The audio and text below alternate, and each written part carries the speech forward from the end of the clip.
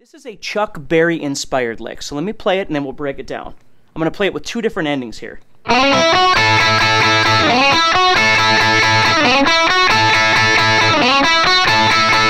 And here's with the second ending.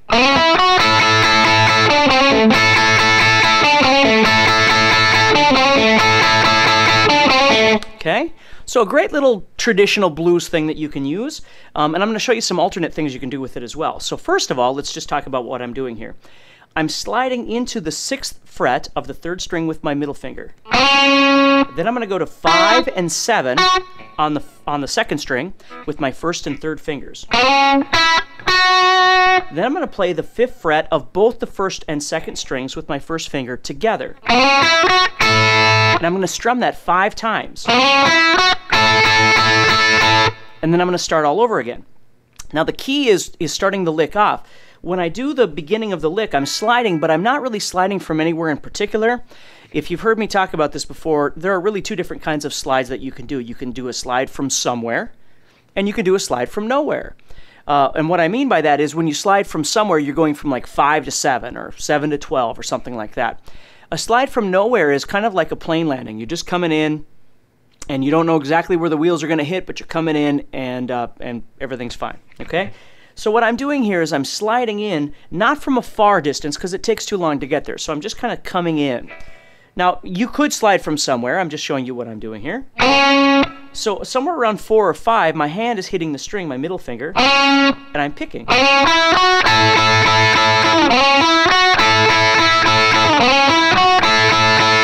And what I'm doing is I'm simply repeating that over and over and over, and you'll notice I'm just down picking everything.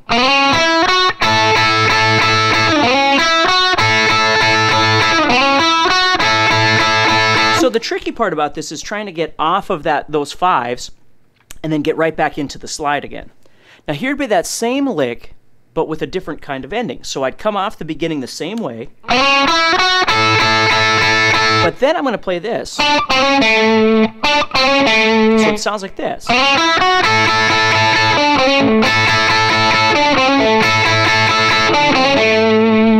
Okay. So what I'm doing there is I'm playing the beginning of the lick, just like before, with the 5 5s there. But instead of going back and just repeating it, what I'm going to do is I'm going to head down to the 7th fret of the 3rd string with my 3rd finger. I'm going to play that, then I'm going to play the 5th fret of that same string, the 3rd string, with my 1st finger. And then I'm going to do a hammer-on to the 6th fret of the 3rd string. So it's chromatic, but it's not in the right order, right? Using that blues note there. I shouldn't call it a blues note, it's actually a major 3rd. It's this note of the A chord. So I'm actually going from the minor 3rd to the major 3rd. And then I'm going down to the root, the 7th fret of the 4th string. And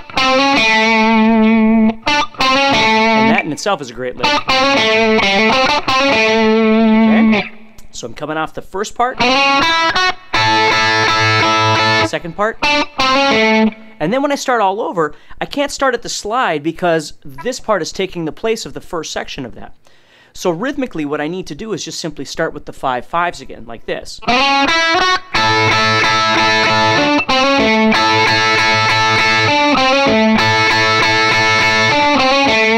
So you see I can keep repeating that first part,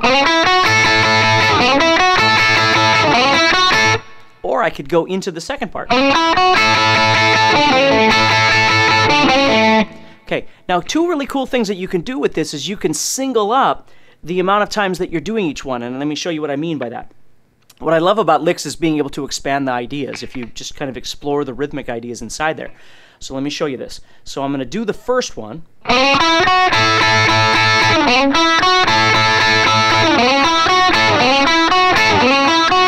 See how I could just do it singly and I could make a new lick out of that?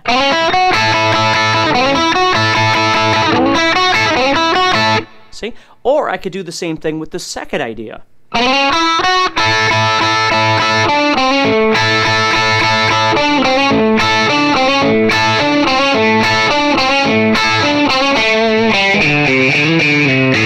Into whatever after that.